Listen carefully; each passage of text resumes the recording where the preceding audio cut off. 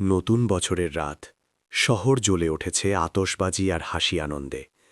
কিন্তু একটা ছোট অন্ধকার অ্যাপার্টমেন্টে অর্জুন অদ্ভুত শীত অনুভব করছিল। ঘড়ির কাঁটা এগোচ্ছে মধ্যরাতের দিকে, কিন্তু মন ভেতর একটা আওয়াজ বলছে আজ রাত অন্যরকম হবে। কাউন্টডাউন কখনো শূন্যে পৌঁছাবে না। অর্জুন একা ছিল না। ফোন বারবার বাজছিল, বন্ধুরা বার্তা পাঠাচ্ছিল, পার্টির আমন্ত্রণ দিচ্ছিল। সে নিজেকে এক জটিল গলিপথে আটকে অনুভব করছিল। হঠাৎ আলো ঝলমল করে কাঁপতে লাগল, আর ঠান্ডা হাওয়া ঘরে ঢুকল। কোনায় ছায়াগুলো অদ্ভুতভাবে মেলে, যেন কেউ তাকিয়ে আছে। সে শিউরে উঠল, কিন্তু নিজেকে বলল হয়তো কল্পনা। মধ্যরাতের দিকে অর্জুন ভাঙা আয়নার মধ্যে অদ্ভুত কিছু দেখল। শুধু তার নিজের প্রতিচ্ছবি নয়, কেউ যেন পিছনে লুকিয়ে আছে। সে ঘুরে দাঁড়াল, কিন্তু ঘর খালি। হৃদয় দ্রুত ধকধক করতে লাগল। কিছু ভুল হয়েছে। প্রতিটি শব্দ, প্রতিটি কাছি আওয়াজ যেন সতর্ক করছে। সময় যেন ধীর হয়ে গেল। বাইরে বড় ঘড়ির কাউন্টডাউন তার মনে বাজল 10, 9, 8।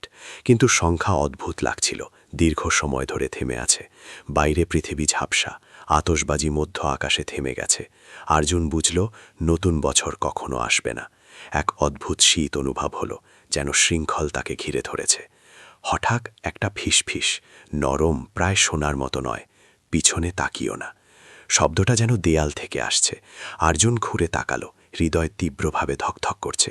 ছায়াগুলো এক হয়ে একটা অদ্ভুত শাড়ি তৈরি করল। আলো যেন শোষিত হয়ে যাচ্ছে। সে স্থির হয়ে রইল। শহরের ঘড়ি এখনও থেমে আছে, চিরকাল। অর্জুনের শ্বাসকষ্ট হল। দৌড়ানোর সব চেষ্টা ব্যর্থ। ছায়াগুলো কাছে চলে আসছে, অদ্ভুত আকৃতি নিচ্ছে। বাইরে সংখ্যা অপরিবর্তিত। সে বুঝল সে একটা লুপে আটকা, যেখানে নতুন বছর কখনো আসবে না। হঠাৎ শব্দ, কেউ উপরের তলায় দরজা খোলার মতো শব্দ করল। অর্জুন লাফ দিয়ে উঠল, কিন্তু ভবন খালি। প্রতিটি অ্যাপার্টমেন্ট নীরব। হঠাৎ অন্ধকার থেকে ফিসফিস শব্দ আসতে লাগল। বন্ধুদের নাম ডাকছে, কাঁদছে, হাসছে। অর্জুন দেখল না, কিন্তু অনুভব করল কেউ আছে। নির্বাসিত হয়ে অর্জুন জানালার দিকে দৌড়ালো। বাইরে শহর বদলে গেছে। রাস্তা খালি, নীরব, ধোঁয়ায় ঢাকা। আতশবাজি হাওয়ায় থেমে আছে। বড় ঘড়ি ঝলসাচ্ছে, কিন্তু কাউন্টডাউন শেষ হচ্ছে না। সে চিৎকার করল, কিন্তু শব্দ বের হলো না। চারপাশ জীবিত, কিন্তু অদ্ভুতভাবে মৃত। ঘরে তাপমাত্রা হঠাৎ কমে গেল। শ্বাসের ধোঁয়া চোখের সামনে ভেসে উঠল। ছায়াগুলো লম্বা, ঘন, স্পর্শযোগ্য মনে হচ্ছিল। অর্জুন মেঝেতে খোদাই করা অদ্ভুত চিহ্ন দেখল। একটি বৃত্ত, চিহ্ন যা সে চিনেনি। কাঁপুনি ছুঁয়ে গেল, যেন চিহ্নগুলো তার জন্য সতর্ক দেওয়া। কিন্তু সে খুব দেরিতে বুঝল। মনে পড়ল দাদির গল্প, নতুন বছরের রাতে অভিশাপ। যারা শেষ কাউন্টডাউন একা দেখবে, সময় আটকে যাবে। ছোটবেলায় হাসি হয়েছিল, কিন্তু এখন সব সত্য মনে হলো। ছায়াগুলো কাছে চলে আসছে, ফিসফিস করছে, চিরকাল রাত, নতুন বছর কখনো আসবে না। অর্জুন ঘুরে যেতে চাইল, কিন্তু পা যেন মাটিতে জড়িয়ে আছে। ছায়াগুলো যেন নিজের ধমক অনুভব করছে। ঘরটা যেন জীবন্ত, দেওয়াল হালকা বাঁকছে, ছাদের আওয়াজ হচ্ছে, যেন নিঃশ্বাস নিচ্ছে। বাতাসে ধাতুর মতো কাদা গন্ধ। সে নিজের কাছে ফিসফিস করে বলল, এটা বাস্তব হতে পারে না। কিন্তু নিজের কণ্ঠ অদ্ভুত, দূরে শোনাচ্ছিল। হঠাৎ আলো ঝলমল করল, আর কোণে এক অদ্ভুত আকৃতি দেখা গেল। চোখ হালকা জ্বলছে, কিন্তু অমানবীয়। অর্জুন দৌড়ানোর চেষ্টা করল, কিন্তু ভয় তাকে ধরে রেখেছিল।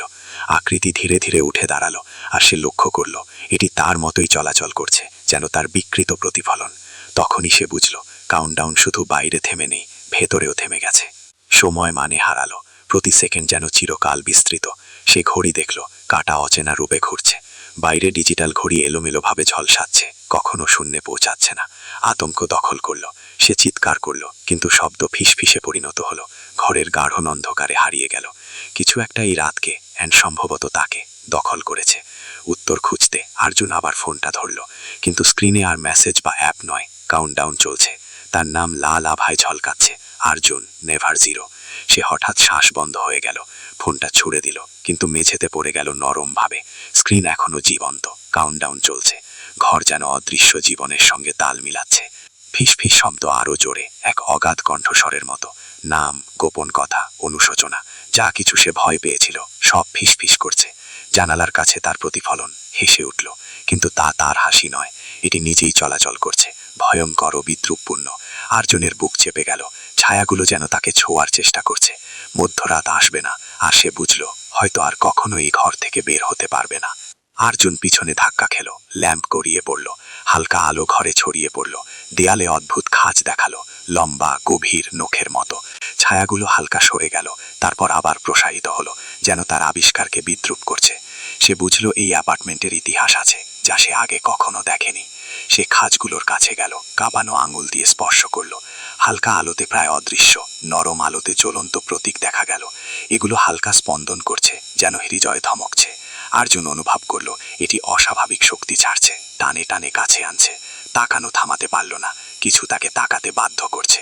হঠাৎ অ্যাপার্টমেন্টের দরজা ঝাঁপ দিয়ে বন্ধ হলো। কোনার আকৃতি ধীরে ধীরে এগিয়ে আসছে, মাটিতে নিঃশব্দে স্লাইড করছে। আর্জুন দেয়ালের কাছে আটকা পড়ল, হৃদয় ব্যর্থ। ফিসফিস শব্দগুলো এখন শব্দে রূপ নিল। তুমি যেতে পারবে না, কাউন্টডাউন তোমার, চিরকাল। বুকের উপর ঠান্ডা চাপ, শ্বাস নিতে কষ্ট, সব অনুভূতি বিপদের কথা বলছে। উত্তর খুঁজতে সে চারপাশ দেখল, কিন্তু অ্যাপার্টমেন্ট বদলে গেছে। হলওয়েগুলো অসম্ভবভাবে বাঁকছে, দেওয়াল বেঁকেছে, জানালা বাইরে নিয়ে যায় না। প্রতিটি পথ আবার একই ঘরে ফিরছে। ভবন যেন জীবিত, তাকে দগ্ধ করছে। সে চিৎকার করল, কিন্তু শব্দ ছায়ার মধ্যে হারিয়ে গেল। তারপর সে এটি দেখল, ছাদের থেকে হালকা লাল আভা, প্রতীক দিয়ে একটি বৃত্ত ধীরে ধীরে ঘুরছে। ছায়াগুলো একত্রিত হয়ে অন্ধকারের ঘূর্ণি তৈরি করছে। আর্জুন বুঝল কাউন্টডাউন শুধু বাইরে নয়, ঘরের ভিতর, তার ভেতর। আর সে একটি আচরণের অংশ, যেখান থেকে বের হওয়া সম্ভব নয়।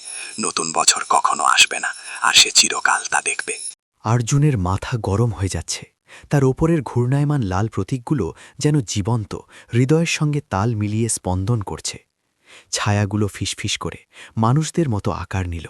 বন্ধু, পরিবার, অচেনা মানুষ, সবাই চিৎকার ছাড়াই আটকা। আতঙ্ক তাকে গ্রাস করছে। সে বুঝল এই অ্যাপার্টমেন্ট তার ভয়ের শক্তিতে বেঁচে আছে। প্রতি শ্বাস, প্রতি ধড়ফড়ে, প্রতিটি কম্পিত ভাব নিয়ে শক্তিশালী হচ্ছে। হঠাৎ এক স্মৃতি মনে পড়ল, দাদির সতর্কবার্তা, যে দেখছে তাকে প্রতিফলন ভাঙতে হবে। আর্জুন দৃষ্টিটা ভাঙা আয়নার দিকে সরাল। প্রতিফলন আবার হাসছে, ভয়ঙ্কর ও বিদ্রুপপূর্ণ। কাঁপতে কাঁপতে সে আয়না ভেঙে দিল। ঘর হুলস্থুল করে কেঁপে উঠল, আর একটি চিৎকার, তার নিজের কণ্ঠ। এক মুহূর্তের জন্য নীরবতা। ছায়াগুলো থেমে গেল, ঘূর্ণায়মান প্রতীকগুলো ঝলসা খাচ্ছে। আর্জুন অদ্ভুত শান্তি অনুভব করল, যেন পৃথিবী নিজেই শ্বাস বন্ধ করেছে। তারপর কোণ থেকে মানুষাকৃতির ছায়া এগিয়ে এলো, কিন্তু এবার এটি ফিসফিস করে নয়, তার নিজের কণ্ঠে বলল, তুমি যা দেখেছ তা এড়াতে পারবে না। ঘর যেন শব্দগুলো তার মস্তিষ্কে ঢুকিয়ে দিচ্ছে। আর্জুন বাস্তবতা বোঝার চেষ্টা করল। প্রতিটি জিনিস, প্রতিটি ছায়া, প্রতিটি আলো, সব জীবন্ত মনে হচ্ছে। সে জানালার দিকে সরে গেল, আশা করে বাইরে পালানোর, কিন্তু শহর বদলে গেছে। রাস্তা লালা ভাবায় ঝলসছে, মানুষদের অচল ভঙ্গি, সব ডিজিটাল ঘড়ি আটকে 10 সেকেন্ডে।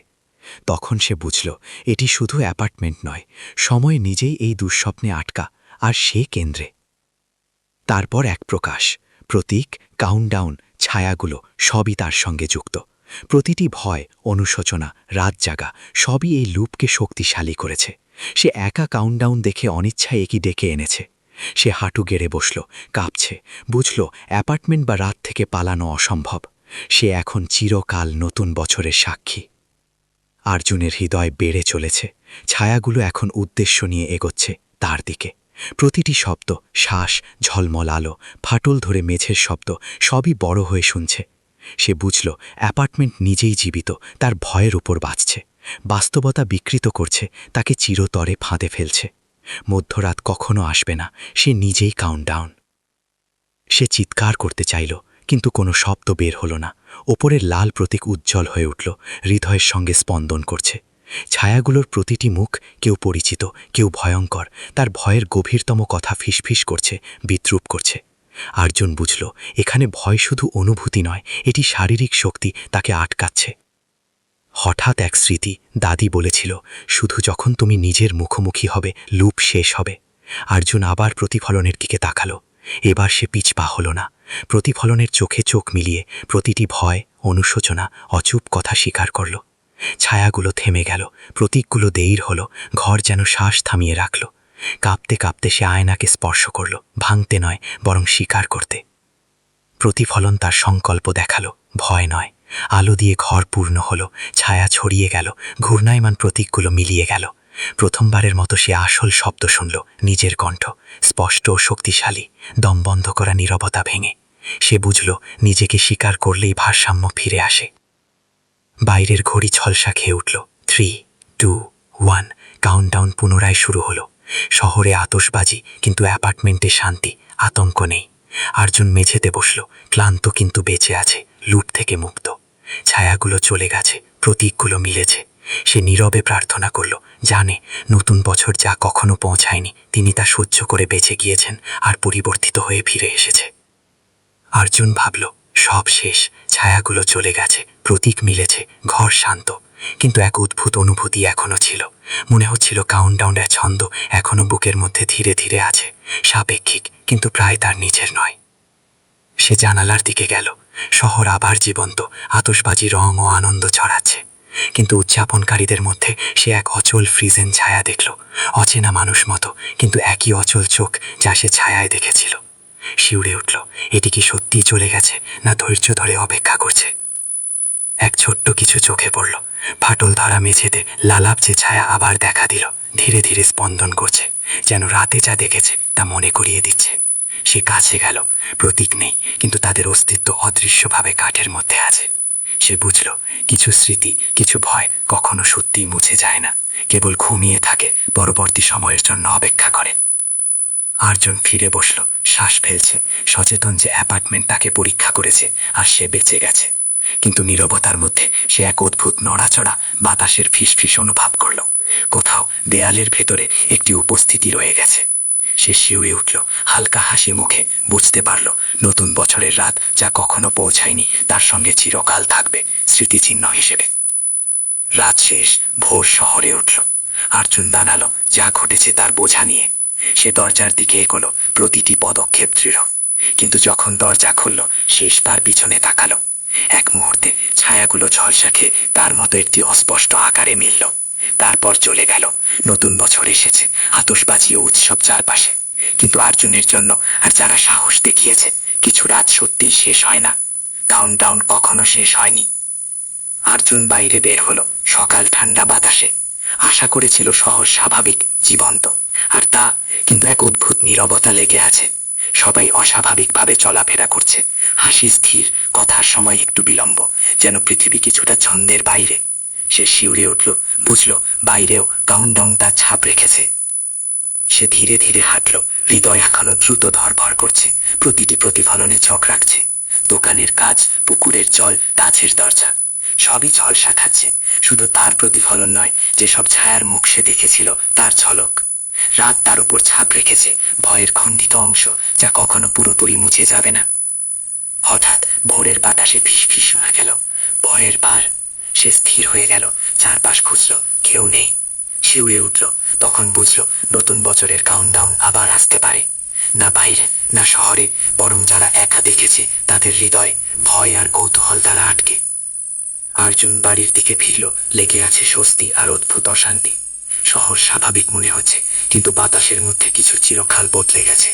কাউন্টডাউন যদিও অন্য কোথাও শেষ হয়েছে, তার ভিতরে জীবন্ত। সে হালকা হাসি মুখে, বুঝতে পারল এখন সে রাতের গোপন রহস্যের রক্ষক, ভয় ও বেঁচে থাকার স্মৃতি নিয়ে। আর্জুন যখন দরজার কাছে পৌঁছল, শেষবার পিছনে তাকালো। জানালার প্রতিফলনে সবচেয়ে অদৃশ্য ছায়া নিজে চলছিল, দেখছে, ধৈর্য ধরে, চিরকাল। নতুন বছর এসেছে, আতশবাজি ও উৎসব চারপাশে। কিন্তু আর্জুনের জন্য আর যারা সাহস দেখিয়েছে, কিছু রাত সত্যিই শেষ হয় না। কাউন্টডাউন কখনো শেষ হয়নি।